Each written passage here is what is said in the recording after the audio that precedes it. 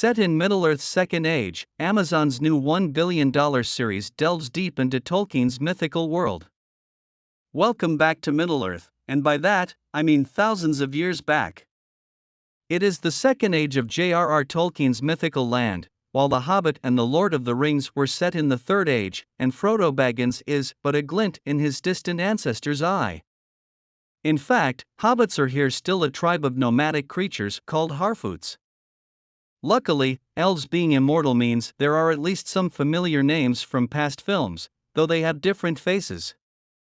Robert Aramayo takes over from Hugo Weaving as Elrond, an aspiring young politician and not yet the master of Rivendell. Cate Blanchett is succeeded by the luminous Morfydd Clark as Galadriel, now a young commander in the Elven army. New characters include an elf warrior, Arandor, played by Ismael Cruz Córdova, and an intrepid young Harfoot called Nori, played by Markella Kavenagh. Billed as being based on The Lord of the Rings and its appendices, Amazon's $1 billion new series begins with a prologue about an ancient war between good, the elves, and evil, the ancient foe Morgoth. But, as we begin, the war has seemingly been won, the enemy vanquished. A reluctant Galadriel faces the prospect of relinquishing her quest to avenge her brother's death. Meanwhile, Elrond is recruited by master craftsman Celebrimbor, played by Charles Edwards, in an ambitious scheme to forge powerful magical rings. What could possibly go wrong? Sure enough, dark forces are already stirring. A cow uses black goo instead of milk, and a comet delivers a lanky bearded stranger into the care of Nori. It's more than 20 years since Peter Jackson single-handedly rejuvenated the fantasy film genre with The Fellowship of the Ring. Since then we've had 2 Lord of the Rings sequels and his Hobbit trilogy, as well as the paradigm-shifting TV series Game of Thrones. So the first question will be, how do the Rings of Power compare?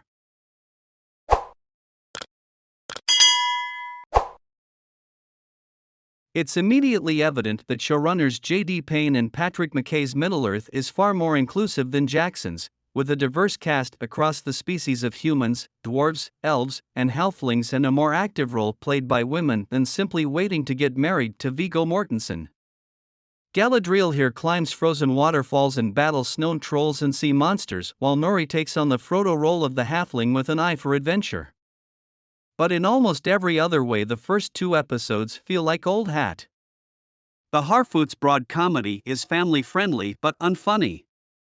The puffacedness of the elves, on the other hand, veers into the silly, everyone speaking in an otherworldly Royal Shakespeare Company accent.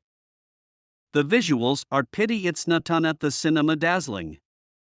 The world has an astonishing beauty, blending the natural splendor of the New Zealand locations with state-of-the-art visual effects. But the epic can quickly become monotonous, every line whispered or gasped, every entrance heroic, and every panorama filled with glittering waterfalls. We could do with a few fewer crescendos and teary-eyed speeches, especially so early on in the saga when we don't quite yet know who anyone is or what the stakes actually are. No doubt a quest will arise over the full 8 episodes, but so far the Rings of Power has yet to find its large, furry feet. The things I do for love. You may now thank me.